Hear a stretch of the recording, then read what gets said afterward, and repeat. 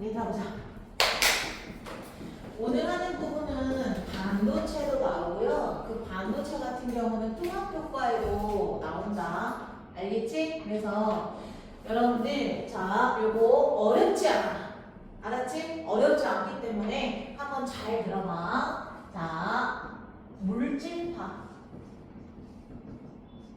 우선 물질파에 대해서 하고 난 다음에 그 다음에 이제 자 반도체로 넘어가거든요. 그래서 여러분들 이제 한 145페이지. 자, 얘들아 우리가 사실 내신 전에 배웠던 게 바로 뭐냐면 빛의 이중성에 대해서 배웠어. 원래 빛이라는 건 떨림이 이동하는 파동인 줄 알았더니 입자의 성질도 있더라. 그래서 파동이면서 각각 입자의 성질 두 개 다 나타난다. 이게 이중성이랐단 말이야. 맞아. 그리고 우리는 물질이라는 건 뭐로 이루어져 있는데 원자, 입자라고만 생각을 했거든. 근데 득으로 일한 사람이 너 왜 빛만 두 개 성질 갖고 있어? 모든 물질도 마찬가지야 라고 하면서 던진 거야. 맞지? 물질도 그러면 파동성 나타나는 거 아니야? 이러면서 입자라고만 생각했는데 빛처럼 오히려 파동의 성질도 나타나 라고 하는 게 물질파야. 알겠지? 그래서 자, 이 물질파라고 하는 건 뭔데? 드브로이가 얘기했다. 드브로이파라고도 합니다. 그래서 자, 결국에는 떨림이 이동하는 거니까 파장이라는 게 생긴단 말이야. 그래서 자, 첫 번째 결국에는 이 물질파의 파장이라고 하는 자, 드브로이파의 각각 그 파장은 누구의 영향을 받냐? 자, 그러면 우리 파장이라고 하는 건 그냥 이런 기호로 쓰는 거야. 람다라고 있는 그냥 파장이 뭐였지? 기억나? 내가 이렇게 물결이 있었을 때 여기서부터 여기까지 여기가 바로 람다라고 하는 파장이었던 거야. 맞지? 떨림이 이동해야 각각 파장이 생기는 거야. 네. 자, 그러면 결국에는 드브로이파의 파장이라고 하는 물질파의 파장은 그럼 누구의 영향을 받냐? 자, H라고 하는 건 바로 뭐냐면 그냥 상수야. 플랑크 상수니까 여러분 신경 쓸 필요 있어 없어? 없어. 그냥 상수야. 일정한 같은 상수고. 그럼 결국엔 그러면 누구 파장이 생기는데? 물질은 언제 파장이 생겨? 운동할 때 파장이 생겨. 운동할 때. 그래서 MV라고 해서 각각 얘가 바로 뭐였냐면 우리가 앞에서 배웠던 통합에도 배웠고 앞에서도 우리 세 번째 책에서 배웠던 각각 운동하는 물체는 무조건 떨림이다라고 하는 물질파가 생기고 걔네들의 파장이다라는 게 생긴다라고 하는 게 바로 물질파였단 말이야. 맞아요? 자, 그러면 이 식이 어떻게 해서 유도된 거냐면 여러분들 봐봐. 우리 광전 효과에서 여러분들이 배웠던 각각 얘네 에너지라고 하는 양자 에너지 우리가 어떻게 계산한다고 했냐면 그냥 봐봐. H라고 하는 상수 똑같은 상수야. 맞아? 그 다음에 이제 뭔데? 뜨문 갖는 그 양자, 광양자의 에너지는 오로지 초당 진동하는 횟수, 진동수에 비례하더라. 그래서 광전 효과에 대해서 그렇게 정리했었고요. 자, 그다음 결국에는 떨림이다라고 하는 파동일 때 그 파장과 진동수의 관계를 보니까 이런 식으로 식을 바꿔줄 수 있다. 자, 여러분들 다 배웠던 거야. C는 자 빛의 속력이고 빛의 속력은 진동수 곱하기 파장이기 때문에 진동수 대신에 파장분의 빛의 속력이다 그냥 바꿔준 것 뿐이야. 식을 바꿔준 거지 어려운 거 아니고 이거 여러분들 앞에서도 배웠던 거야. 이게 바로 파장. 이거는 상수. 자, 여기에다가 여러분들 또 통합효과에서도 배웠던 거 그때부터 배웠던 게 뭐냐면 질량이랑 에너지는 같다. 그래서 이는 mc 제곱이다. 질량의 변화가 에너지의 변화다. 얘가 바로 질량이고 얘네들은 에너지고 C는 빛의 속력에 해당했다 이 말이야. 아까랑 똑같은 거거든. 그러면 자 얘나 똑같다 이 말이야. 맞아요? 그럼 봐봐. mc 제곱은 h 람다분의 c다. 약분해버려. 그럼 결국에는 물질파의 람다라고 하는 파장은 플랑크 상수를 질량과 속력의 곱으로 각각 나눠주면 된다가 되는 거야. 맞아. 비칠 때는 속력을 C라고 얘기하지만 그냥 물질의 속력은 그냥 V라고 얘기한 것 뿐이야. 알았니? 그래서 아까 브로이라고 하는 사람이 야 운동하는 물체는 각각 웨이브를 그리면서 가기 때문에 파장이라고 하는 게 생겨. 그래서 물질이다라고 하는 건 우리는 입자라고만 생각했지만 떨림이 진행하는 파동의 성질도 있어 라고 얘기하는 거란 말이야. 알겠지? 그러면 운동하는 물체는 다 파장이 생긴다는 건데 우리 야구공이라든지 화살이라든지 이런 것들 있잖아. 우리가 던질 때 그 웨이브가 눈에 보여 안 보여? 사실 안 보여. 왜? 얘네 봐봐. 너희들 봐봐. 파장이라는 게 각각 우리 눈에 보일 정도로 길게 사실 잘 보이진 않지만 파장이 길면 얘가 파동성이라고 하는 게 바로 회절과 간섭으로 설명할 수 있다고 했거든. 얘들아 회절이 뭐였지? 불 끄면 요 좁은 틈 사이로 빛이 쫙 퍼져나간다. 장애물 건너편까지 파동이 전달되는 거. 그게 바로 뭐라고 그랬지? 회절. 맞아. 간섭은 뭐야? 겹쳐져서 빛이 밝아지거나 어두워지거나 내지는 소리도 커지거나 작아지거나 겹쳐져서 나타나는 현상이 간섭이었거든. 발사나 굴절은 파동성을 잘 설명하기 힘들고 파동성을 잘 설명하려면 회절 현상과 간섭으로 설명할 수 있는데 얘네들은 파장이 길수록 회절과 간섭이 잘 나타난단 말이야. 그러면 입자의 파동성으로 설명하려면 파장이 길어야 회절, 간섭 잘 일어나가지고 파동성 설명하기가 좋았거든. 맞아? 근데 그러려면 운동량이 작아야 돼. 운동량이 작아야 파장이 길어서 파동성을 설명할 수 있는 간섭 현상과 회절 현상이 잘 나타날 수 있다. 근데 야구공은 기본적으로 질량이 너무 커. 맞지? 그러니까 이 물질의 파동성을 잘 설명할 수 있는 게 바로 뭐였냐면 전자였던 거야. 전자는 질량이 엄청 작으니까. 맞지? 그래서 일반적인 물질로는 설명하기 힘들고 결국에는 누구로? 전자로 우리는 물질의 파동성을 설명할 수 있다. 왜? 운동량이 작아야 파장이 길어서 파동성을 설명하기 좋다 이 말이야. 맞지? 그래서 자 전자가 질량이 매우 작기 때문에 자 전자로 물질의 파동성을 설명할 수 있었다. 얘들아 너네 유도하는 식이 중요할까? 아니야. 근데 요거는 알아야 되고 여러분들 이제 물리학에 대해서 이제 할 때 운동에너지랑 운동량과의 관계를 좀 알아야 되거든요. 그래서 요 식 하나만 너 얘기해주고 그다음 이 전자를 통해서 물질의 회절, 간섭, 실험하는 거 간단하게 보고 전자연명하고 넘어갈 거야. 알겠습니까? 맞아. 그러면 여기서 봐봐. 아 그래? 그러면 우리 운동량이랑 파장이 반비례 관계라고 했는데 운동량하고 운동에너지는 밀접하게 관련이 있거든요. 또 어떤 관계가 있을까? 자 여기 운동에너지. 자 얘들아 우리 운동에너지 구하는 공식이 뭐였지? 운동에너지 2분의 1 mv제곱이다. 나르치 2분의 1 mv제곱이다. 자 그러면 질량과 속력의 제곱에 비례하는 게 바로 운동에너지였는데 이거를 운동량에 관한 식으로 한번 내가 바꿔보는 거야. 자 mv의 제곱 아이고 운동량의 제곱이란 얘기지? 맞아. 그러면 얘랑 똑같아지게 할 거면 질량을 한번 나눠주면 똑같은 식이 되는 거야. 맞아요. 자 그러면 여기 봐봐. 자 결국에는 아이고 얘네 mv의 제곱이다라는 건 E랑 질량이랑 운동에너지는 우리 EK 카이네틱 에너지라고 해서 EK라는 말로 쓰잖아. 맞지? 기호로. 그러니까 얘를 자 제곱해주면 되는 제곱을 없애주면 여기 제곱근을 씌워주면 되는 거야. 맞아요. 제곱근 씌워주면 돼. 자 여러분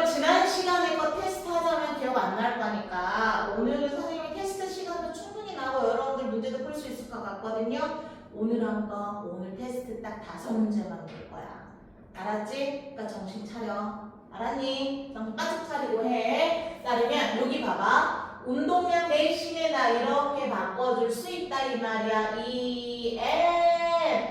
뭐야? 자, 물질 파일 파장이라는 건 운동량하고는 반비례 관계지만 운동 에너지하고는 제곱근에 반비례한다라는 거 그것만 알아가면 돼. 알겠습니까? 그럼 다른 아이들은 질량이 너무 커서 파동성을 설명하기 힘들지만 전자의 경우는 파동성을 설명하기 좋다. 그래서 그 다음 페이지 146페이지 우리는 그래서 근데 전자를 이용해서 전자의 파동성을 입증하는 실험들이 있었다 이 말이야.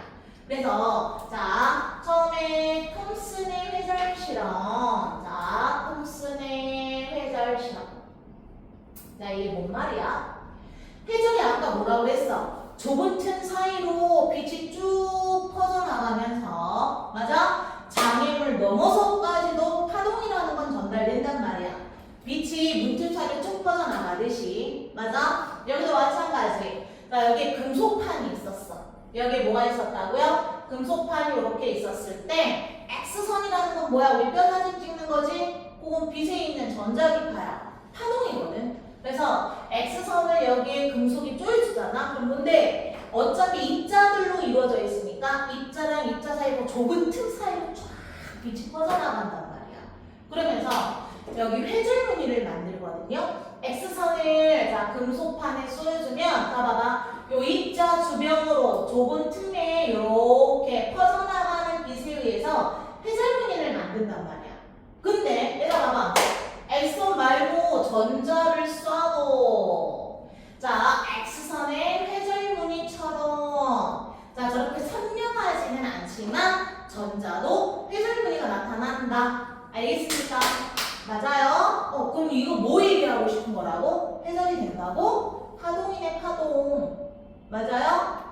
입자라고 하는 물질 전자도 파동의 성질이 나타나는구나. 그거 설명할 수 있는 거야. 알았니? 자, 그다음 간섭 실험하는 거. 데이비슨하고 저머라는 그 실험이 있습니다. 여러분들 봐봐. 이 실험에 대해서 막 자세하게만 알아야 될까?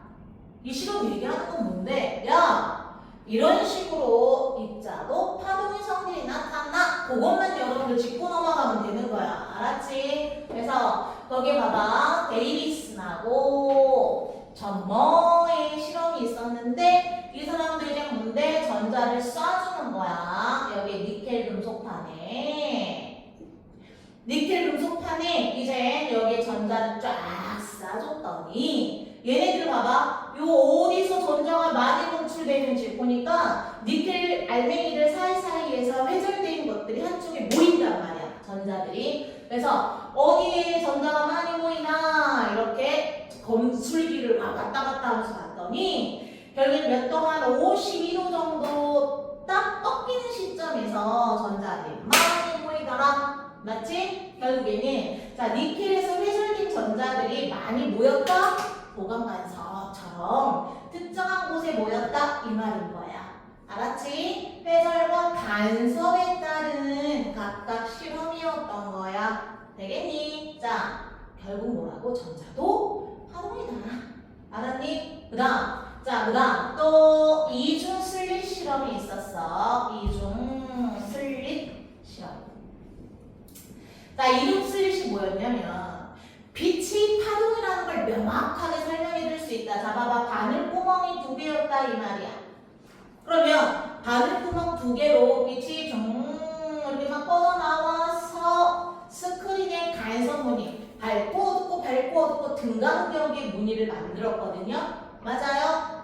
그것처럼 단 동일한 파동을 중첩되게 하려고 뒤쪽에 단일 슬릿을 놨었단 말이야. 이 빛처럼 누구도 전자도 이렇게 이중 슬릿 실험을 한 거야. 뭐야 근데 진짜로 스크린에 자 빛의 간섭무늬처럼 입자라고 하는 전자도 등간격으로 그래서 무늬를 만들었다 이 말인 거지. 알겠습니까? 맞아요. 결국에는 전자 이렇게 파동의 성질이 나타나는구나. 알겠지? 맞아? 그럼 전자의 파동성을 이용한 게 바로 뭔데? 전자 현미경이야. 알았지? 얘들아, 광학 현미경은 뭐야? 가시광선. 우리가 빛을 눈에 볼 수 있잖아. 맞지? 하늘을 볼 수 있게 해준 그게 광학 현미경이었는데 사실 전자는 너무 작아서 우리 눈에 볼 수 있어? 없어? 없어. 눈으로 볼 수 없지만 해상력, 성능은 굉장히 좋아. 누구보다? 광학 현미경보다 더 작은 것들까지도 관찰할 수 있어. 근데 눈으로는 볼 수 있어? 없어? 없어. 전자는 눈으로 우리 볼 수 없잖아. 그러니까 사진이랑 영상 이런 걸로 판독할 수 있는 거야. 알겠지? 그래서 결국에 전자의 파동성을 이용한 게 여러분들 봐봐. 147페이지. 자, 전자 현미경이다. 이 147페이지랑 8페이지가 다 전자 현미경에 대한 거거든요. 간간히 얘네들은 그냥 비교하는 거, 전자 현미경 그 방식에 따라서 특징 비교하는 거, 요 정도 알아놓으면 되는데, 전자 현미경은 어떤 건지 한 번만 그냥 간단하게 얘기하고 넘어갈 거야. 알겠습니까? 따르면 전자는 입자인데 그 전자의 파동성을 이용해서 각각 우리는 보기 힘든 세포의 소기관이라든지 이런 것들 있지, 뭐 라이보솜이라든지 마이토콘드리아라든지 이제 세포의 소기관들이 있단 말이야. 이런 세포의 소기관들을 우리가 관찰하려고 각각 이제 전자현미경, 광학현미경보다 뭐라고? 성능 우수하다고 그랬다. 해상력. 근데 봐봐, 성능이 바로 뭐냐면 분해능이다, 해상력이다, 뭐 이런 식으로 얘기하는 거거든. 맞아. 그러면 여기 봐봐. 성능이 광학현미경보다 좋다는데 성능이라는 거, 해상력 내지는 분해능이라고 얘기하는데 이게 도대체 뭐냐? 보니까 봐봐. 빛이라는 거 훅 퍼지는 회전 현상이 있어가지고 이렇게 만약 우리가 망원경이랑 이런 것도 보면 이렇게 퍼지면 각각 우리 선명한 상을 볼 수 있어? 없어? 없지? 그리고 성능이 안 좋으면 망원경도 봐봐라. 인접해 있는 두 개를 분리 못하고 원래는 별이 두 개야. 근데 성능이 안 좋으면 이걸 몇 개로 인식해? 하나로 인식해. 맞아? 그런 것처럼 현미경도 마찬가지야. 아주 작은 것들 우리가 확대해서 이렇게 관찰하다 보니까 얘네들 성능이 안 좋잖아? 그러면 이렇게 인접해 있는 건 두 개로 분리하지 못하고 하나로 인식해버려. 그러면 성능이 좋은 거야? 안 좋은 거야? 안 좋은 거라. 알겠지? 그러면 결국 뭔데? 성능이 좋다. 분해된 해상력이 좋으려면 얘네들 어떻게 해야 되면 회전이 잘 안 일어나야 돼. 어린 상, 커진 빛 때문이 아니라 아주 또렷한 선명한 상을 보려면 얘네들은 회전이 잘 일어나지 않아야 된다. 회전이 잘 일어나지 않아야 해. 그래야 인접해 있는 아이들 분해할 수 있는 그 분해하는 능력이 더 좋다 이 말인 거야. 알겠지? 그러면 회전이 잘 일어나지 않으려면 어떻게 해야 돼 얘들아? 사실은 파장이 길수록 회전이 잘 일어나거든? 그럼 파장이 짧아야 돼. 그러려면 속력이 빨라야 되는 거야. 알았니? 그럼 봐봐. 회전이 잘 일어나지 않으려면 전자를 빠르게 가게 해야 돼. 전자, 얘들아 여기는 끝났어? 요거만 하면 되다. 전자의 속력이 빠를수록 분해능이 더 좋아진단 말이야. 그래서 전자에 이동하는 경로를 바꾸거나 가속시켜서 빠르게 하려고 우리 각각 현미경에는 대물 렌즈, 저반 렌즈 이런 거 있잖아. 광학 현미경 같은 경우는 볼록 렌즈 뭐 이런 걸 쓰거든요. 근데 어차피 눈으로 못 봐. 전자 현미경은. 그래서 전자의 속력을 빠르게 하려면 자기장을 걸어주면 되거든요. 그래서 대물 렌즈, 저반 렌즈 이런 걸로 얘네들은 뭘 이용하는 거야? 자기 렌즈라는 걸 이용해. 강한 자기장을 걸어주는 거야. 얘를 봐봐. 금속이 이렇게 있는 거지. 금속으로 이루어져 있는 이렇게 코일선 이렇게 금속판이 이렇게 있단 말이야. 맞아? 그러니까 자기 렌즈 해가지고 여기에 강한 자기장을 걸어주는 거야. 자기장을 걸어주면 전자를 빠르게 가속시킬 수도 있고요. 전자를 가속시키거나 어이구 너 일로 가, 너 저로 가. 전자기력 이렇게 힘을 주기 때문에 궤도를 바꿀 수가 있는 거야. 맞아? 적재적소의 전자를 보내줘서 아까 우리가 관찰할 수 있는 거지. 맞니? 자, 그러면 봐봐. 자, 두 가지 방식이 있습니다. 투과 현미경이랑 주사 현미경이라는 게 있는데, 자, 봐봐. 투과 현미경은 뭐냐? TEM이라고 해. 자, 그 다음에 주사 현미경은 뭐냐? 쟤네들은 SEM이라고 하는데, 그 방식이야. 자, 그러면 주사 현미경이다. SEM. 요건 여러분들 148페이지에 여러분들 비교하는 거 나와 있습니다. 자, 그러면 투과현미경이다, 주사현미경이다. 얘네들 다 전자현미경이라서 사진, 영상으로 하는데 차이가 있어. 투과는 말 그대로 뭔데? 진짜 전자가 그 내가 관찰할 시료 있지? 걔를 빵 통과하는 거야. 근데 얘가 너무 시료가 두꺼우면 전자가 가다가 속력이 느려지거든요. 속력이 느려지면 파장이 길어져가지고 잘 못 관찰해. 그래서 어떻게 하냐면 되게 시료를 얇게 점여야 돼. 그래서 얘네들은 자 어떤 속구조를 볼 때 투과 현미경을 이용하는데 얘네는 시료를 얇게 줘라. 시료를 얇게 점여야 돼. 마이크로돔이라고 하는 그 각각 시료를 얇게 점이는 도구가 있거든요. 그래서 얇게 점여야 속구조를 볼 수 있습니다. 알겠습니까? 자, 그다음 주사다라고 하는 건 말 그대로 입체적인 모습을 보는 거야. 3차원 구조라고 하는 입체적인 각각 구조를 우리가 파악할 수 있어서 반사에서 나오는 전자들로 영상을 꾸미는 거야. 그래서 걔네들이 뭐 강낭콩처럼 그러니까 납작한 원 모양이다, 뭐 표원체다, 뭐 이런 식으로 겉모습을 볼 수 있는 거야. 알았니? 자, 이게 바로 주사현미경이고, 근데 봐봐. 전자가 잘 튕기려면 얘네들 이렇게 소기관들에 조금 금속으로 코팅을 해주면 조금 더 잘 볼 수 있는 거야. 알겠지? 자, 이런 거. 자, 물질파는 더 볼 거 있다 없다? 없어. 그래서 이 물질파에 해당하는 거 문제. 자, 한두 개만 좀 풀어보고, 자, 여러분들 원자 구조와 더불어서 반도체로 넘어가도록 하겠습니다. 알겠지? 네. 자, 그럼 가볼까요? 자, 여러분들 잠깐 어디를 보냐면, 자, 이런 개념적인 문제 이렇게 있고요. 자, 그 다음에 자, 요거 한번 보자. 8번. 얘가 이게 8번이 조금 여러분들 힘들 수 있어가지고요. 왜냐면 지난번에 광전 효과랑 같이 나오는 거거든요.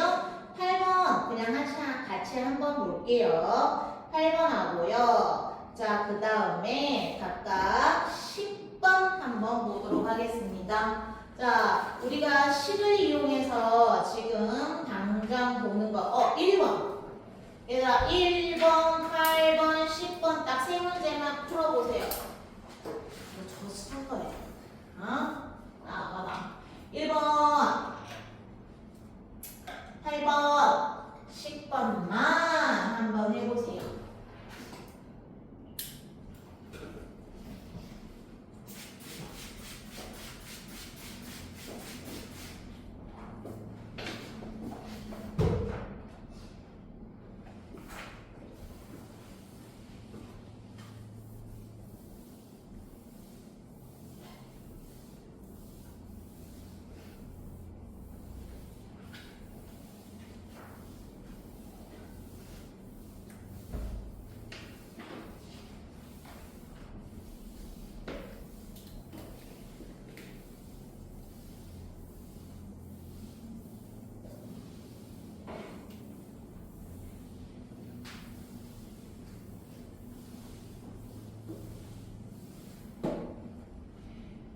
일 번, 8번, 10번.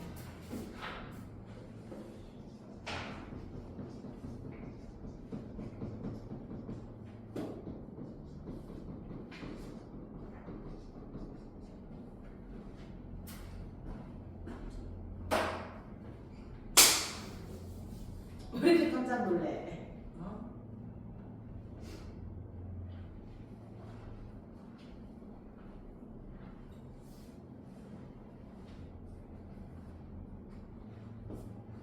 숙제 제대로 온 사람은 8번도 볼 수 있고요. 1번은 운동량 그 공식 있죠? 람바는 mv분의 h다. 그거 이용하면 금방 풀 수 있어. 이것부터 먼저 해봐야 돼. 기억 안 나면.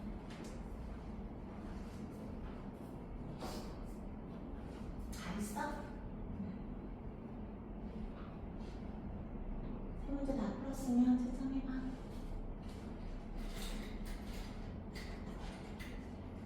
이번 시험 잘 봤어?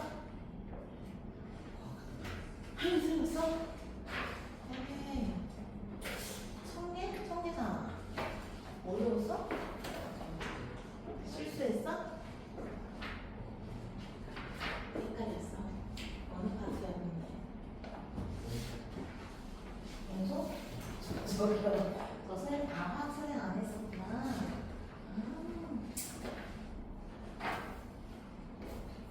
상당은 간단했을 건데. 됐어요? 자. 채점하고 얘들 한번 같이 봐볼까? 8번 선생님 좀 설명해 주려고. 자, 1번 한번 그냥 간단하게 보고. 자, 1번 같은 경우는 얘들아 운동량을 그냥 계산하면 되는 거야. 전자는 10mv고 그 다음에 양성자는 얼마야? 1840mv니까 양성자가 184배만큼 운동량이 크네? 맞지? 그럼 파장은 누가 더 긴 거야? 전자가 184배 길겠네. 맞아요? 자, 그러면 여러분들 그거는 쉽게 자, 보시게 그대로 넣어주면 되는 거고요. 8번 한번 볼까요? 8번에 지난 시간에 광전 효과 배웠는데 내신 전에 배워가지고 여기 기억 안 날 수도 있어서 자, 숙제 제대로 해왔던 사람은 기억날 수도 있고요. 우선 한번 보자. 자, 그림은 금속판 P에 단색광 A, B를 각각 비추었을 때 광전자가 방출되는 것을 나타내는데 A와 B의 진동수는 각각 F랑 EF이다. 자, 이에 대한 설명을 온 것을 모두 골라라. 어이구, 근데 봐봐. 금속판에다가 자, A, B, F랑 EF 진동수를 갖는 자, 빛을 비췄는데 둘 다 전자가 방출됐어. 그 말은 뭐야? 자, 에너지 장명이다라고 하는 한계 진동수, 문턱 진동수가 F보다 뭐했다? 작았다. 그러니까 얼마든지 전자가 방출될 수 있었다 이 말이네. 맞지? 자, 그러면 결국 뭐야? 기억. P 문턱 진동수는 F보다 작다. 맞네, 맞네. 맞아요. 자, 그 다음 P에서 방출된 광전자의 최대 운동 에너지는 A보다 B를 비추었을 때, A를 비추었을 때가 B를 비추었을 때보다 작다. 맞지? 얘들아, 왜 그래? 자, 이런 식이 있었잖아. 자, HF가 아까 양자 에너지. 맞지? 방량자 에너지였고요. 자, 그 다음 금속의 이함수 빼면 그게 운동 에너지인데 A라는 빛보다 자 B가 진동수가 2배 더 크지만 이함수는 똑같으니까 맞아. 요 운동 에너지가 훨씬 더 컸다 이 말이야. 맞지? 자, 그러면 결국엔 니은도 맞는 말이고 자, 광전자 운동 에너지가 클수록 물질파의 파장은 짧다. 제곱근의 반비례하니까. 맞지? 자, 그래서 여러분들 맞아. 운동 에너지 큰 게 아까 파장이 더 짧다. 맞아요? 네. 자, 그래서 결국 여기 가나다 다 맞게 되는 거고 10번은 간단한 문제였어. 자, 얘들아, A 같은 경우는 광다이오드 CCD랑 할 때 여러분들 이거 광전 효과 이용하는 거다라고 배웠지? 광전 효과니까 빛의 이자성을 얘기하는 거야. 맞지? 자, 그 다음에 어이구 얇음막에 의한 간섭이니까 얘는 빛의 파동을 설명하고 있는 거고요. 그 다음 전자를 가속시켜서 그래서 전자 가속시켰대. 그럼 전자의 파동성 이용한 거 아니야? 맞지? 자, 그래서 여러분 10번 같은 경우는 그렇게 풀어보면 되겠고, 다시 나 원자 구조만 하고 쉬었다 반도체 할 거야. 알았지? 원자 구조만 여러분 한번 잘 들어보자. 자, 그럼 여러분들 어디를 보냐면 149페이지 보면 돼. 자, 그러면 자, 149페이지. 자, 봅니다. 요거는 화학하고도 여러분들 관련이 있는 내용이야. 한번 볼까요? 149페이지.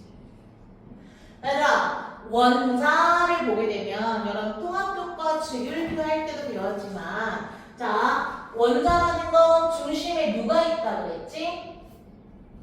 원자, 핵이 있다 그랬어. 맞아. 원자에는 어떤 전기적인 성질을 띠고 있다? 양의 전하를 띠고 있다. 왜? 이 원자 핵 속에는 양성자라는 게 있었잖아. 맞지? 그래서 원자에게는 양성자가 이렇게 모여있게 되는데, 양성자의 전기적인 반발력을, 자, 얘네들 각각 강한 핵력으로 얘네들은 중성자가 이렇게 꽉 붙잡고 있다. 맞지? 그래서 양성자랑 중성자로 이루어져 있는 게 바로 원자 핵이었다. 맞아요? 자, 그러면 핵 주변에 누가 있대? 사실은 전자가 있대. 맞아. 그래서 우리 중학교 때는 어떻게 배우냐면 원자 핵이 있고 중심에, 원자라는 거의 중심에 양전하를 띤 원자 핵이 있고 대부분 빈 공간이에요. 대부분 빈 공간이고 이 원자 핵 주변을 막 돌고 있는 전자들이 있다. 이거는 러더퍼드라는 사람이 제안해낸 원자 모형이었어. 행성 모형이라고 하거든요. 자, 우리 중학교 때 배우는 건 뭐라고? 러더퍼드라는 사람이 알파 1차 산란 실험이라는 걸 해. 그래서 이 행성 모형이라는 걸 알아냅니다. 자, 그 당시에 자, 원자 핵의 존재를 밝힘으로 인해서 완전히 대단한 발견이었거든요. 맞아. 근데 얘는 한계가 있었어. 왜? 뭐야? 원자핵 주변에 저 빈 공간을 저렇게 전자가 막 빙글빙글빙글 돌아다니고 있는 거라고 생각했는데, 이때 갑자기 사회적으로 이슈가 됐던 게 바로 그냥 산 스펙트럼. 산 스펙트럼이 뭐야? 여러분 통합교과에도 배웠잖아. 이게 뭐야? 고온의 기체가 갑자기 빛을 내놓는 거야. 기체가. 맞지? 근데 햇빛처럼 무지개 색깔을 연속적으로 쫙 내놓는 게 아니라 뜸은 몇 개의 세계막대만 나타내주더란 말이야. 그게 선 스펙트럼이거든요. 맞아? 근데 이 러더퍼드로는 선 스펙트럼을 설명할 수 있었다 없었다? 없었던 거야.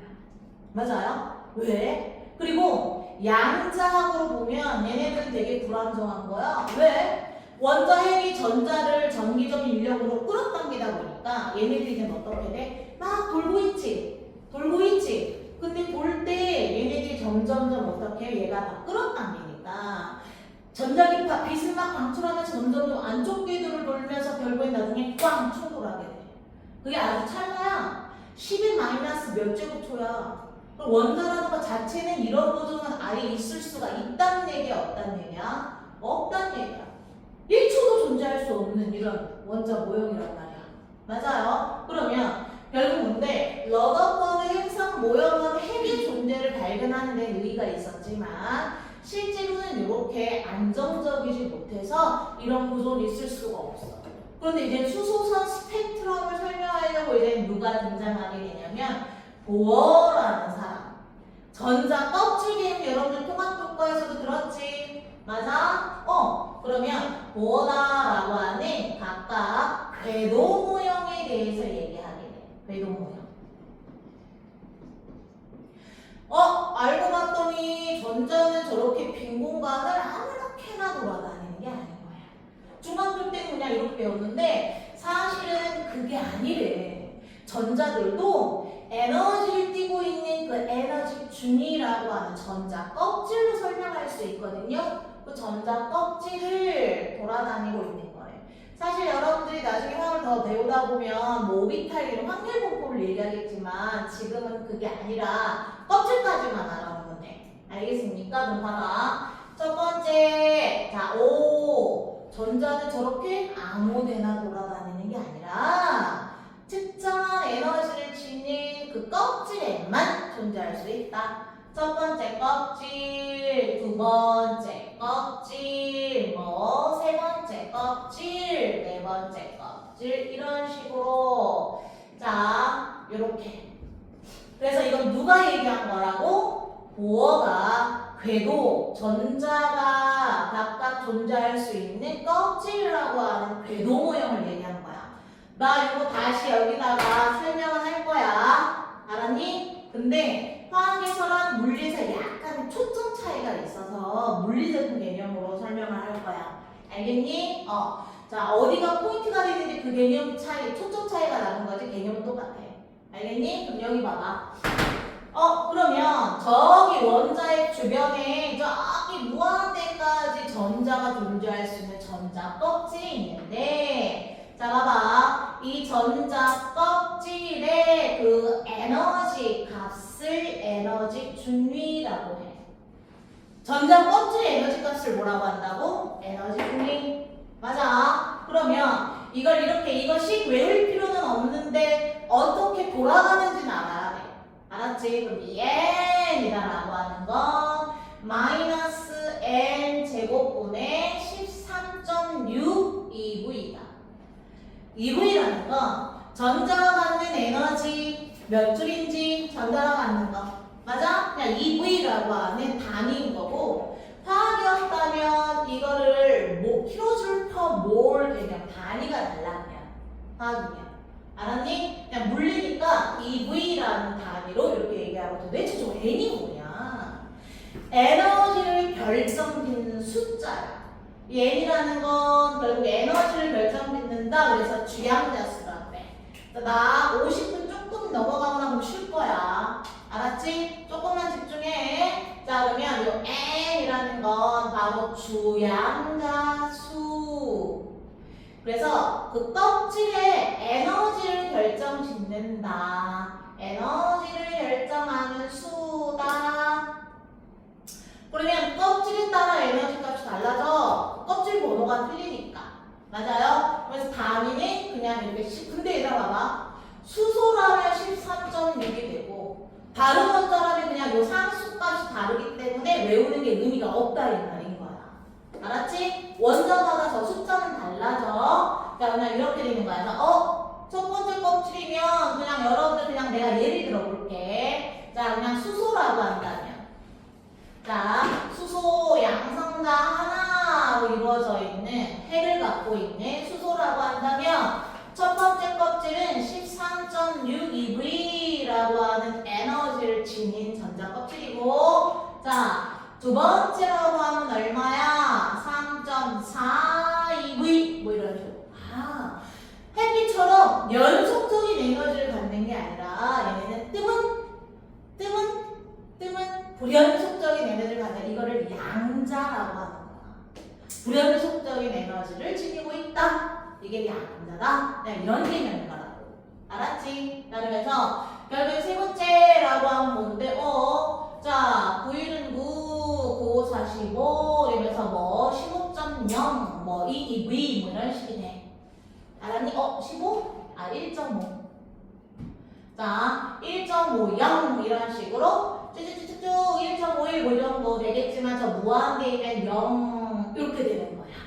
맞아? 여러분 우선 저걸 외우라는 얘기가 아니야. 뜨문 갖고 있다라는 개념과 더불어서 자 핵이 가까울수록 에너지 작다가 되는 거고 핵에서 멀어질수록 에너지 크다. 요것만 알아야 된다. 알겠습니까? 맞아요. 자 그러면서 150페이지 자 151페이지에 해당하는 내용을 한번 이제 보게 되면 자 그래? 자 그러면 전자는 이렇게 되는 거야. 핵 주변에 전자 껍질이 있고 전자는 껍질에만 존재할 수 있는 거야. 자, 첫 번째 껍질이나 두 번째 껍질이나 세 번째 껍질 껍질만 있을 수 있어. 맞지? 근데 껍질과 껍질 사이에는 전자가 있을 수 있다고 없다고? 없다고. 대신에 그건 가능해. 여러분들이 한번 산집에 아니잖아. 이사 다닐 수 있잖아. 맞지? 여기도 마찬가지야.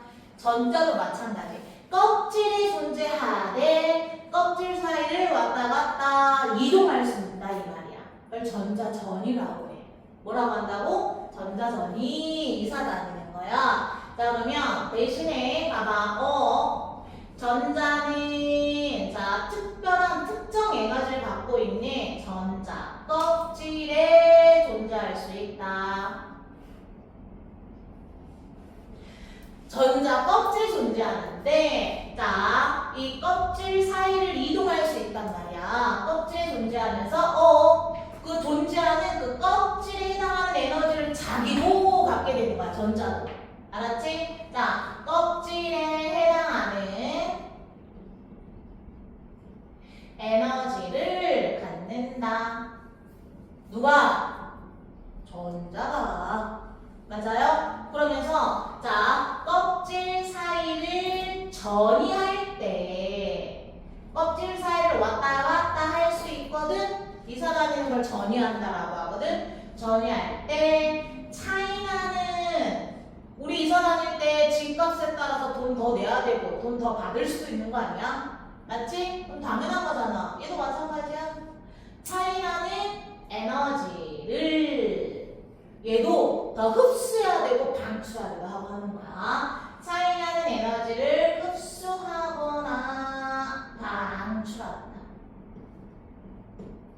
맞아요? 네. 그래야 이사 다닐 수 있어. 우리 돈이 있어야 이사 다닐 수 있듯이. 알겠습니까? 이거 마찬가지. 이런 거다. 자, 이런 거다. 여기 원자핵이 있고 자 여기에 전자 껍질이 나 한 3개만 그려볼게. 2개, 3개. 자 조금씩 좁게 그리는 건 에너지 차이가 적어지기 때문에 점점점 좁게 그려져. 우리 책도 그렇고 자 이렇게 무한대까지 이렇게 있었는데 얘들아 수소 같으면 전자 몇 개라고? 하나. 맞지? 그럼 여기 있을 때 요거는 에너지 제일 작은 곳에 전자가 있는 거야. 이거 굉장히 안정한 상태고 뭐라고 하게? 바닥 상태라고 얘기합니다. 뭐라고 한다고요? 바닥 상태. 자, 그 다음에 이거 봐봐. 원자 핵이 이렇게 있었을 때 자, 전자 껍질이 그 주변에 이렇게 있다. 근데 봐봐. 나는 첫 번째 전자 껍질이 아니라 이번에는 세 번째 껍질에 이렇게 있을 수도 있다 이 말이야. 껍질만 있으면 돼. 맞아? 근데 얘네는 에너지가 좀 커. 이런 건 들뜬 상태 좀 불안정하다. 왜? 화학에서 에너지 작아야 안정한 거거든요. 물리도 그렇고. 여기는 뭔데? 얘네들은 들뜬 상태구나. 이렇게 얘기할 수 있는데 봐봐. 얘네들 어떻게 가능하다고 그랬어? 왔다 갔다 가능하다 했지? 맞지? 얘들아 너희들 생각해봐. 첫 번째 껍데기에서 저 세 번째로 올라가려면 에너지가 더 커져야 돼? 작아져야 돼? 석현아 에너지 어떻게 돼야 돼? 커져야 돼? 작아져야 돼? 얘는 에너지 커 작아? 작지? 왜? 바닥이면 자 첫 번째 핵이 가까울수록 작다 그랬잖아. 근데 얘는 작았는데 얘는 뭐하다고? 커. 맞지? 난 작았는데 큰 곳으로 가야 돼. 그럼 어떻게 해야 돼? 흡수. 알았지? 흡수하는 거야. 더 커지는 거 봐봐. 얘들아 봐봐. 자, 얘 13.6이고 얘 1.5라고 해. 수소 같은 경우에. 맞지? 전자 하나의 수소일 때 봐봐. 얘가 저 세 번째로 가려면 에너지를 흡수해야 돼. 얼마 흡수해야 돼? 차이난 에너지가 얼마야? 13.6에서 1.5 빼면 얼마? 12.12 무의. 아니요. 그러면 제가 6.05쯤에 조금 반만 가나요? 그런 거 없어. 정해져 있기 때문에.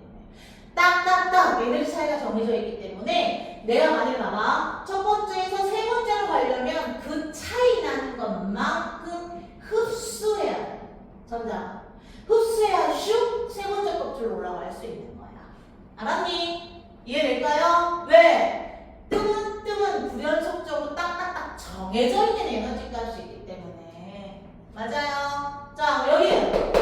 자, 봐봐. 얘네는 12.1 에너지를 흡수해야 첫 번째 전자 껍질에 있던 게 세 번째로 슉 전이할 수 있구나. 알겠습니까? 그럼 이건 반대로. 세 번째 있는 게 첫 번째로 아까 내려오려면 어떻게 해야 돼? 차이나는 12.1 EV를 에너지를 뭐 해야 된다고? 방출해야지. 맞지? 그래야 뚝 떨어질 수 있는 거야. 얘들아, 이때 흡수하거나 방출하는 에너지가 바로 뭐가 되는 거야? 빛의 형태로 흡수 방출하면서 스펙트럼이 되는 거야. 스펙트럼. 맞니? 방출 스펙트럼, 흡수 스펙트럼. 알겠지? 맞아. 흡수 스펙트럼, 방출 스펙트럼이 뭐야? 여러분들, 자, 통합교과에서나 아니면, 자, 앞으로 이제 들어볼 건데, 이런 거지. 자, 봐봐. 무지개 색깔이 있었어. 내가 무지개색을 표현 못하니까 빨주노초 파남보 이렇게 색깔이 있다라고 해서 갑자기 검은 선이 이렇게 나타나.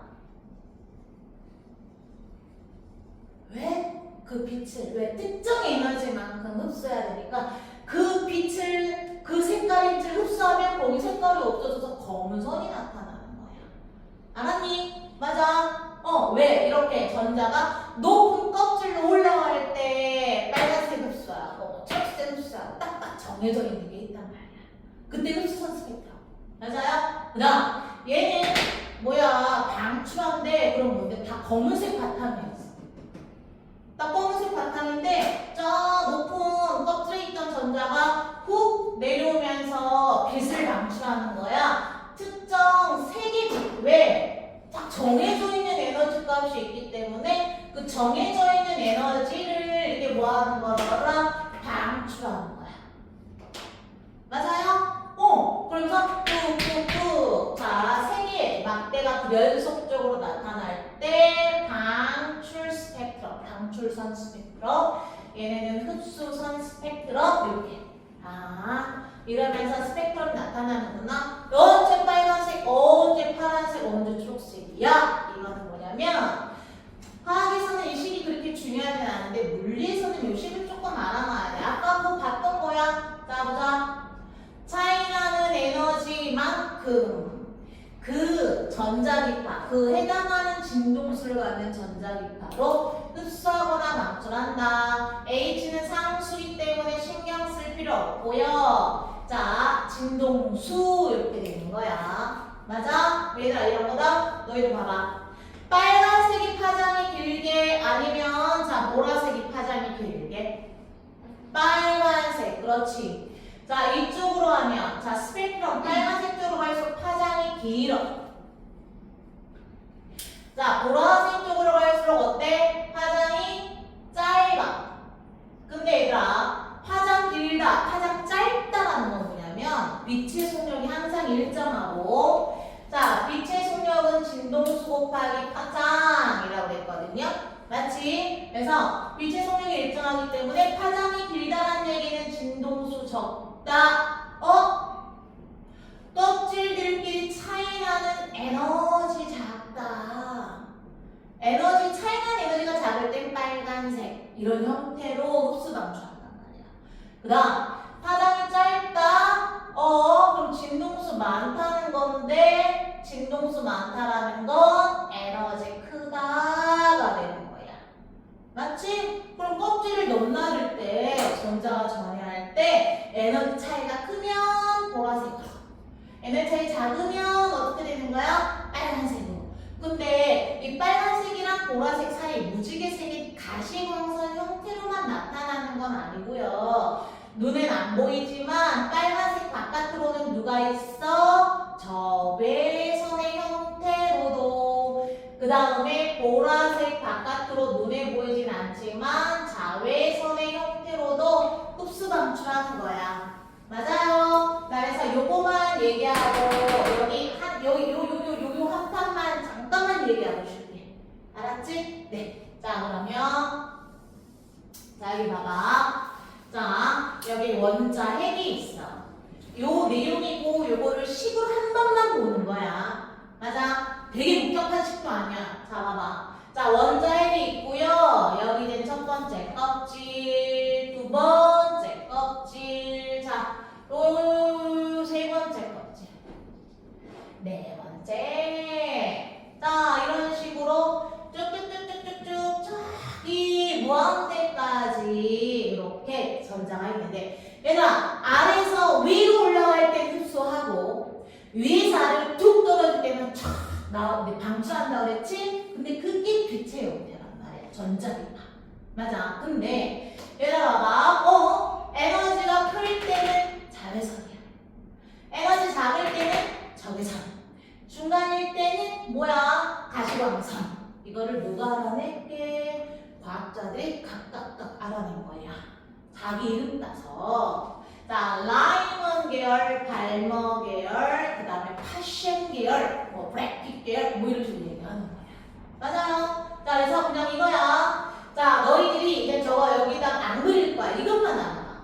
자, 1번으로 떨어질 거야. 그럼 몇 번? 2번에서 1번, 3번에서 1번, 4번에서 1번, 저기 무한대에서 1번 이렇게 떨어지잖아. 맞지? 자, 그러면 무조건 1번 껍질로 떨어질 때 쭉쭉 2번이든 3번이든 저기 무한대 나보다 높은 단계에서 뚝뚝 떨어질 때는 방출을 하는데, 이때 자 자외선의 형태로 눈에 보이진 않지만 자외선 형태로 방출한다. 맞아요? 이거 누가 얘기했어? 라이먼이라는 과학자에서 라이먼 계열이라고 하는 거야. 맞아요? 너희들 생각해봐. 2번에서 1번으로 전이할 때 에너지가 크겠어? 저기 무한대에서 1번으로 전이할 때 에너지가 크겠어? 무한대에서 1번. 근데 여러분들 봐봐. 내가 숫자는 굳이 외울 필요 없다고 했으니까 임의로 K로 나오기도 해. 여러분들 문제 풀 때 그냥 얘 마이너스 1, 난 마이너스 4분의 1, 마이너스 9분의 1, 마이너스 16분의 1 이렇게 할 거야. 맞아. 이때 방출하는 게 4분의 얼마? 1이라면 이때 방출하는 건 1이네. 무한대는 0이니까. 맞아요? 한 칸보다는 여러 칸일 때 에너지가 크네. 맞아? 우선 그거 알아낼 수 있지. 자, 그 다음 3번에서 2번, 4번에서 2번, 쭉쭉쭉 무한대에서 2번. 이게 가시광선 영역인 거야. 잘하니? 끝이야 이제. 자, 2번으로. 자, 봐봐. 3에서 2, 4에서 2, 쭉쭉쭉 무한대에서 2. 이것도 방출. 난 방출하는 걸로만 지금 얘기하는 거야. 이때 무슨 영역? 가시광선. 가시광선. 얘들아, 가시광선은 눈에 보이니까 별도 시험장치가 필요 없었다. 고등학교 수학 선생님이 발견해내고 자기 이름 붙였어. 발머. 완전 계산으로만. 이때 저 선 스펙트럼이 이슈가 되니까 걔네 파장의 길이 관계를 통해서 막 수학적으로 계산을 해서 알아낸 거야. 발머 계열이라고 해, 이거. 수학 선생님이야. 발머 계열. 그 다음, 자, 얘들아 봐봐. 3에서 뚜두둑뚝뚝 떨어질 때, 3으로 떨어질 때는 파셴. 나온다면 발머, 라이먼이 잘 나와. 파셴 잘 안 나와. 3번으로 더 높은 데서 떨어질 때 여전히 방출하는데 얘는 적외선이야. 근데 여러분 여기서 물리선 딱 요식 하나만 얘기하면 돼. 이게 뭐냐면 잘 봐. 이때 방출하는 건 얼마냐면 0에서 4분의 1이니까 나 이거 잘못 냈네. 4분의 3이네. 1하고 4분의 1 차이니까 자, 얘는 얼마야? 4분의 1.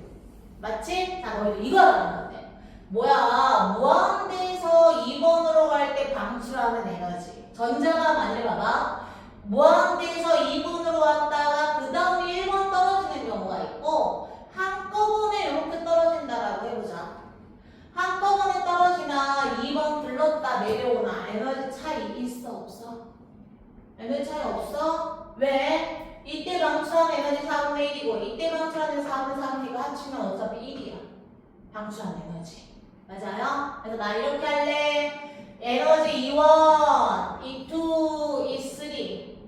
이때 방출하는 빛의 진동수 F1, F2, F3. 내가 이거 10만 적어놓으면 돼. 이때 방출하는 자 빛의 파장 람다 1, 람다 2, 람다 3라고 했을 때 자 끝이야. 나 50분 넘어서니까 1시 넘어서 1시 이전에 끝나. 자 이거는 E2 플러스 E3 자 그다음 얘는 HF1 왜? 에너지는 HF라고 얘기했잖아. 맞지? 자 그다음 HF2 더하기 HF3니까 플랑크 상수가 똑같으니까 결국에는 에너지의 합이 진동수의 합이랑 똑같아야 맞아? 근데 이거는 맞나 봐봐. 람다 1, 람다 2, 람다 3 이건 맞다 틀리다? 틀리다. 왜 그렇게?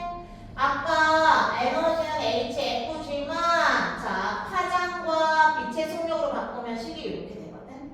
그래서 H 람다 1분의 C는 H 람다 2분의 C H 람다 3분의 C이기 때문에 H라고 되면 그냥 합이 아니라 역수의 합과 같은 거야. 알았니? 자, 요것만 물리에서는 좀 알아놓으면 돼. 나 이제 쉴 거야. 요 세 개. 알겠니? 자, 그러면 아직 1시는 안 됐어. 자, 10분까지 쉬세요. 10분까지 쉬세요. 50분만 남았어. 자, 그러면 우리 자자자자 어디야? 152페이지입니다.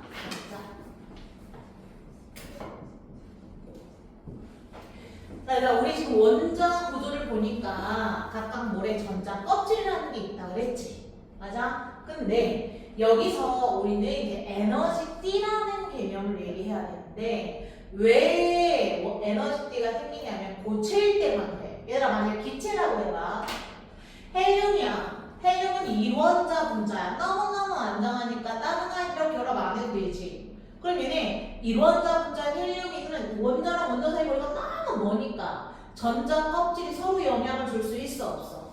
없어. 근데 여기서 이제 우리가 에너지 띠를 얘기할 때는 고체일 때만 얘기할 수 있는 거야. 자 여기에서 이제 에너지 띠 얘는 그 물질을 이루고 있는 원자들의 전자 껍질이 이제 각각 인터페이스에 서로 영향을 주는 거거든요. 맞아. 근데 이건 언제? 고체일 때.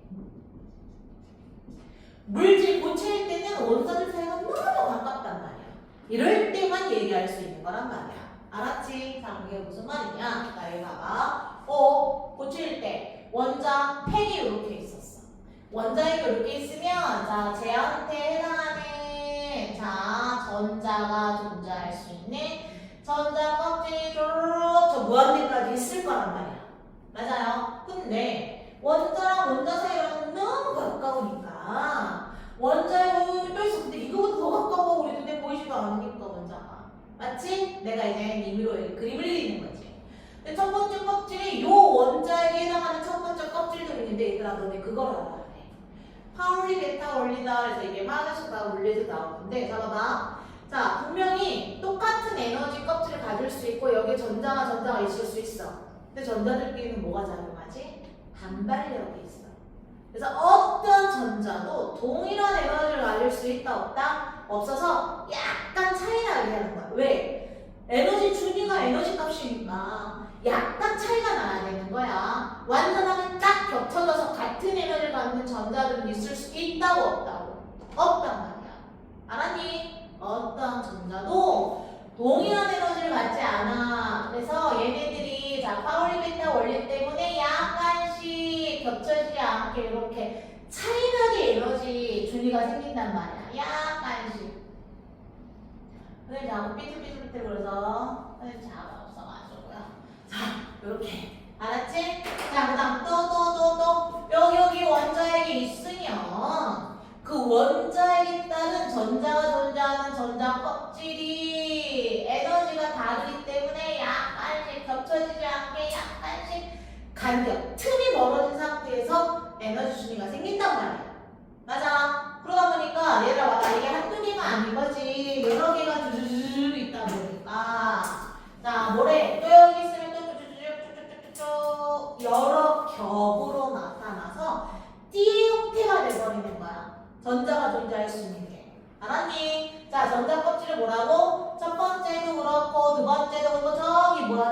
그래서 여러 겹의 형태로 띠 형태가 나타나더라.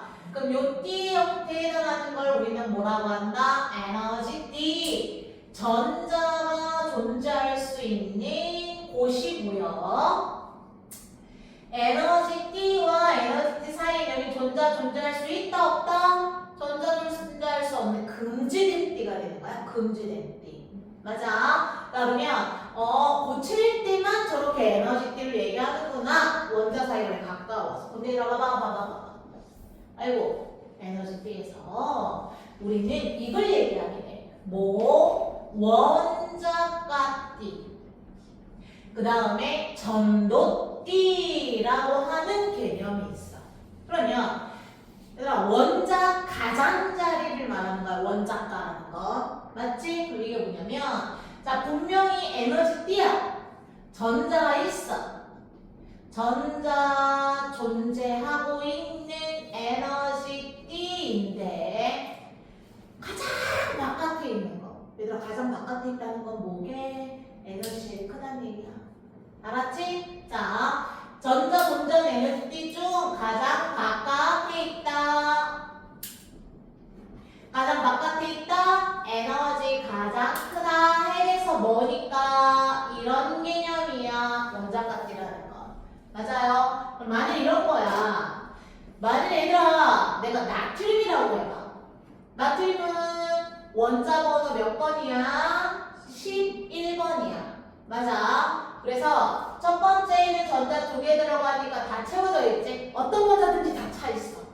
그 다음 두 번째 껍질도 쭈르륵 다 차 있어. 근데 세 번째 1, 2분 차 있다 이 말이야. 맞아. 그럼 여기서 에너지 띠는 1, 2, 3 이렇게 전자가 존재하는데 가장 바깥에 있는 건 몇 번이야? 세 번째 에너지 띠지. 그럼 이게 원자가띠가 되는 거야. 맞아. 근데 4번 이상부터는 분명히 전자가 존재할 수 있거든. 근데 지금은 전자가 있어 없어? 없어. 이게 전도띠야. 알았니? 자, 그럼 얘는 뭐라고? 분명히 에너지 띠이지만 에너지 띠인데 결국에는 원자가띠 바깥에 있다. 원자가띠 바깥. 그러니까 지금 현재 전자는 없다. 전자가 존재하지는 않는다. 현재 없다는 거지 계속 없는 건 아닌 거야. 있을 수 있는 에너지띠야. 맞아. 그래서 이런 거다. 자, 만약에 봐봐. 여기 원자가띠가 있어. 여기 원자가띠가 있고요. 원자가띠보다 에너지 큰 바깥에 전도띠가 있는 거야. 그러면 전도띠랑 원자가띠 사이를 띠틈이라고 하고요. 이 띠틈의 간격이 넓으면 전자가 갈 수 있거든. 전도띠로 에너지가 엄청 많이 필요한 거고, 띠틈의 간격이 작으면 에너지 조금만 있어도 갈 수 있는 거야. 맞아. 그럼 이거다. 원자가띠에 있는 전자가 저 띠틈의 간격만큼의 에너지를 흡수해버리면 더 높은 곳으로 갈 수 있다 이 말이야. 맞아요. 자, 원자가띠에 있는 전자가 전도띠로 갈 수 있어. 에너지 차이 나는 것만큼 흡수하냐. 그러면 요 전도띠에 있는 아이들은 이제 핵의 구속으로부터 벗어난 거야. 자유로워. 그럼 쟤네는 뭐라고 한다고? 자유전자라고 얘기하는 거야. 핵의 구속에 원자 속에 있는 건 각각인데 뭔데? 구속된 전자인데 얘는 뭔데? 그 속박에서 벗어난 거야. 자유전자. 그러면 전자가 있던 자리에 빈 공간이 생겼네. 이건 뭐라고 할 거야? 전자가 비어있다. 양봉이라고 하는 거야. 알았지? 전자구멍 양봉. 되니? 그러면 저 자유전자랑 양봉에 의해서 전기적인 전도성이 좀 달라지는 거야. 알았지? 자, 그다음 그래. 에너지띠, 원자가띠, 전도띠가 뭔지 알았지? 맞아? 그럼 우리 이제 전기적인 성질력에서 물질을 나눌 수 있는 거야. 자, 전기적인 성질에 따라 물질을 나눌 수가 있다. 물질의 분류. 이게 바로 뭐가 되는데? 도체. 자, 부도체. 그 다음 반도체. 자, 도체다. 그 다음에 뭐래? 구도체, 저연체라고 하는 구도체. 그 다음 여기 뭐가 있다고? 반도체. 얘들아, 도체 같은 경우는 뭐야? 자, 당연히 대부분의 금속. 맞아? 금속이 아닌 흑연, 연필심도 있지만 얘네들은 뭔데? 전기의 힘을 방해하는 게 저항인데 전기 저항이 작아서 전기 전도성이 굉장히 좋은 거, 이게 바로 도체야. 근데 얘네들 양봉이 있을 수 있는 원자값이랑 자유전자 있을 수 있는 전도체, 걔네들의 차이를 보면 나 요거 빨간색은 원자값이라고 할 거고요. 자, 파란 건 전도띠라고 할 건데, 아이고! 붙어 있거나 겹쳐져 있는 게 바로 누구라고? 도체야. 전도띠야. 원자값이가 딱 달라붙어 있거나 겹쳐 있는 거. 쉽게 자유전자가 생기니까 전기 전도성이 좋을 수밖에 없어. 알았니? 맞아요? 네. 다음 봐봐. 구도체는 너무 커. 전기 저항. 전기 저항이 커서 전기 전도성이 아예 없다고는 얘기할 수 없고요. 좀 나타나기 힘들어. 맞지? 왜? 띠틈의 간격이 너무 넓은 거야. 원자값이랑 전도띠 사이의 간격이 넓어가지고 웬만큼의 에너지로는 저기 자유전자가 생기기 힘든 거? 맞아? 그렇다고 보면 돼. 그러면 반도체는 외부 조건에 따라서 저항이 바뀌는 거야. 온도가 높아지면 자 전기 전도성이 좋아지는 거. 맞아? 여기는 켈빈도 아래를 쓰니까 여러분들 막 300켈빈 하면 엄청 높은 온도 같지만 사실 실험 정도야. 알았니? 그래서 결국에는 온도가 증가하면 전기 저항이 작아져서 자 전기 전도성이 커진다라고 생각하면 돼. 반도체. 얘들아, 순수 반도체 실제 우리 14조 원소 말하는 거야. 14조 원소 교소, 전하늄 이런 것들. 얘네들은 자 도체보다는 띠틈의 간격이 좀 넓고 자 구도체보다는 좀 띠틈의 간격이 가까운 걸 얘기하고요. 실제 구도체랑 반도체는 전기적인 현상이 조금 쟤보다 또 더 나타나기 힘든 이유는 원자값뒤에 완전 꽉 원래 전자가 이동하려면 빈틈이 있거나 자유전자가 있어야 되거든. 근데 얘네들은 되게 꽉 차 있어. 원자값뒤에 전자가 가득 차 있어. 그랬으니까 좀 더 전기적인 현상이 좀 더 안 나타나는 거야. 빈틈이 없어가지고. 맞아? 그 빈틈을 만들어주는 게 바로 불순물 반도체인 거야. 자유전자나 빈틈이 생기도록 순수 반도체에다가 다른 쪽 원소를 섞는 거야. 그러면 전기적 현상이 훨씬 더 잘 나타나는 거지. 그게 바로 뭐라고요? 불순물 반도체다. 알았니? 네, 다음 봐봐. 불순물 반도체. 자, 불순물 반도체. 자, 그래서 순수 반도체 같은 경우는 얘들아 여기 잠깐만 보자. 얘들아 전자가 이제 뭐 하는 거야? 빽빽하게 있어서 자유로워. 그래서 저 공유기가 말을 하고 있어. 월이 원자과 전자 이렇게 점으로 표현할 수 있다고 그랬어. 맞아. 교소는 14번이라서 맞지? 2개, 8개 하면 가장 바깥에 4개가 있는데 주변의 교소들하고 전자를 같이 내놓고 쓰면서 안정해진 상태로 계속 교소 맞아? 꽉꽉 전자들이 차있는 상태 다 공유결합되어 있는 상태인데 아이고 이런 오히려 좀 빈틈이 있어야 전자가 잘 이동하면서 전류가 흐른다고 그랬지? 자 여기에다가 이 순수 반도체에다가 자 다른 족 원소를 섞는 거야. 그래서 자 불순물 반도체를 만드는데 P형 반도체다라고 얘기하는 건 포저티브다, 양의 전기를 띠게 되는 반도체다라고 얘기를 해. 왜 양의 전기를 띠냐면 보니까 13족 원소를 도핑하는 거야, 섞는 거야. 13족 원소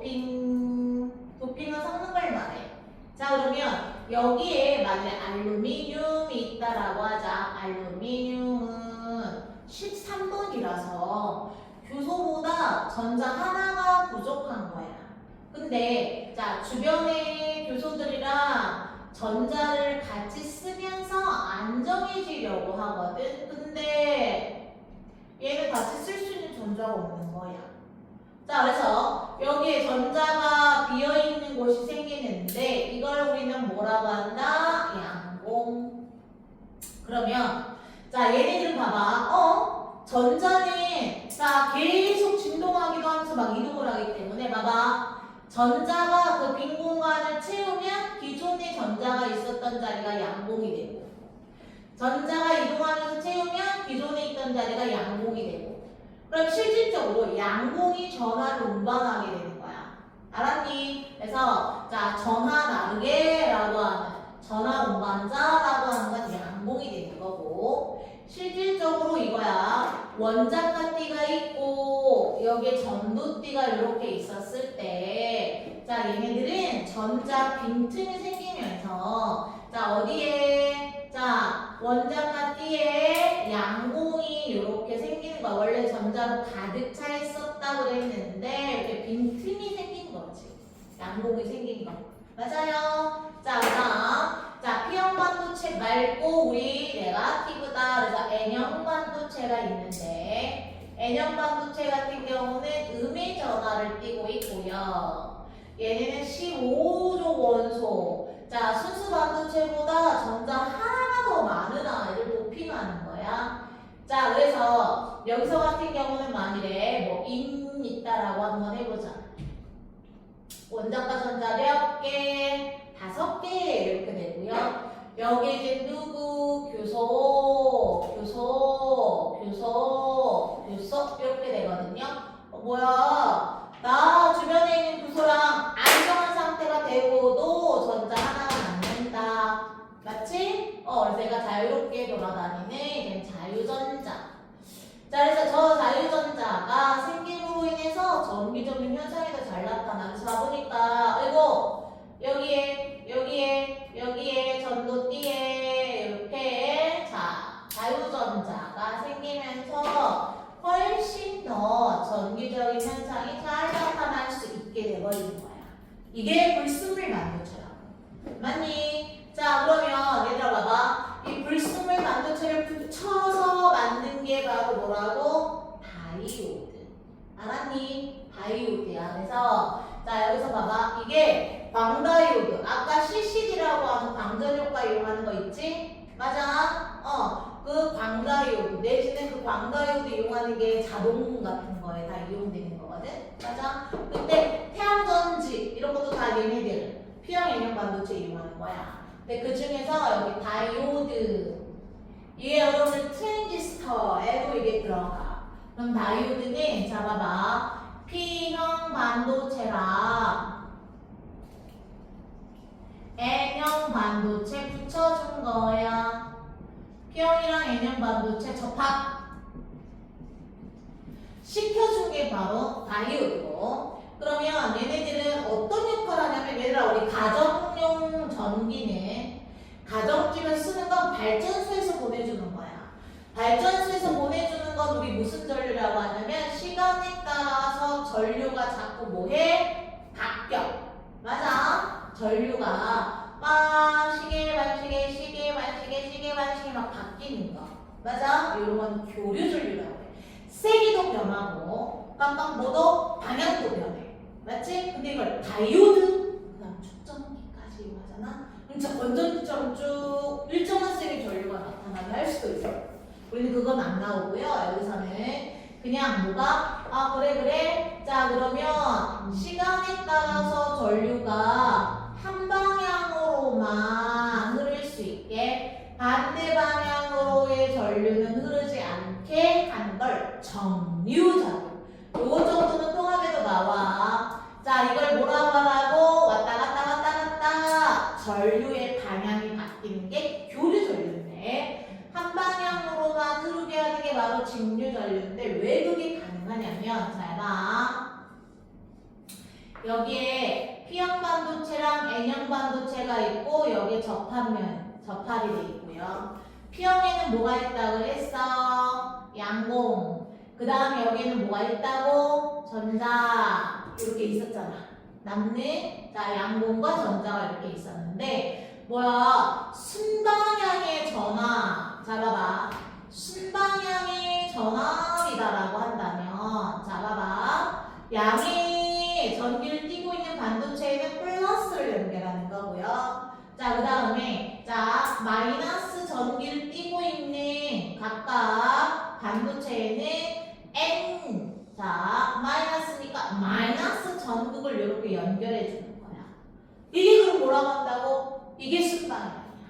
맞지? 그러면서 여기 이제 뭐가 되냐면 자 여기 사실은 P형 반도체랑 N형 반도체 요 가까이에는 전화 양봉도 없고 그냥 전자도 없는 층이 있어. 그냥 공핍층이라고 하는데 자 이거를 자 에너지적인 측면으로 보면 이거야. 자 여기는 지금 무슨 반도체가 있고 N형 반도체가 있고 여기는 뭐가 있다고? P형 반도체가 있어. 맞아요? 그러면 얘네는 뭐야 원래 원점과 띠에 양봉이 생기면서 이렇게 조금 단이 높아졌거든요. 맞지? 자 그 다음에 여기는 자 N형 반도체 같으면은 자 봐봐 여기에 뭐가 생긴 거야? 자유전자가 이렇게 생겼잖아. 맞아요? 여기는 뭐가 생겼고 양봉이 생겼고 그러면서 봐봐 여기는 좀 더 내려오고 좀 더 높아졌단 말이야.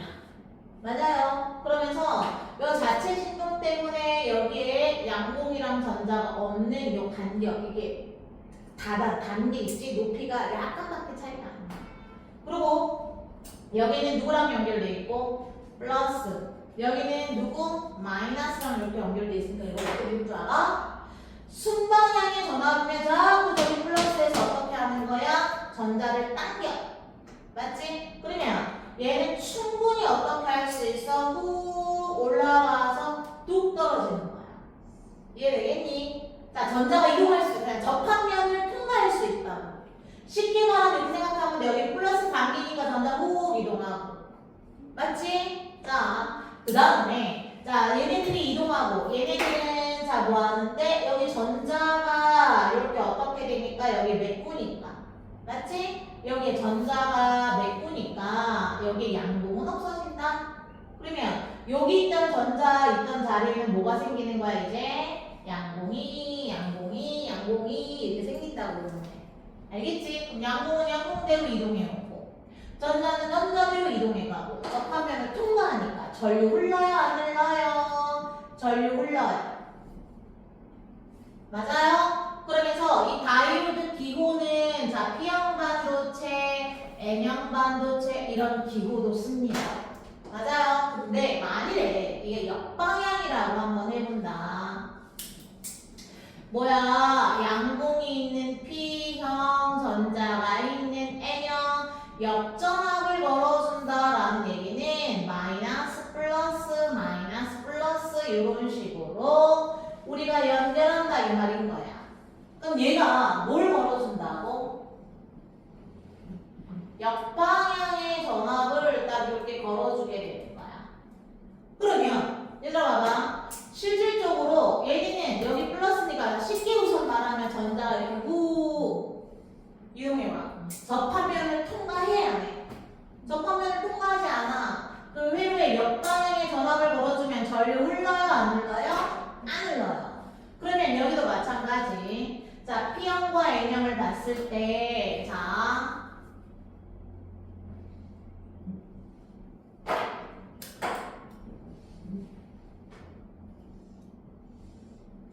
자 여기는 자 지금 N형이고 여기는 P형인데 여기가 각각 전자가 접하면을 통과할 수 있어 없어? 여기에 플러스 극하고 연결돼 있다 보니까 만일 봐봐 여기에 생긴 자유전자들 있지?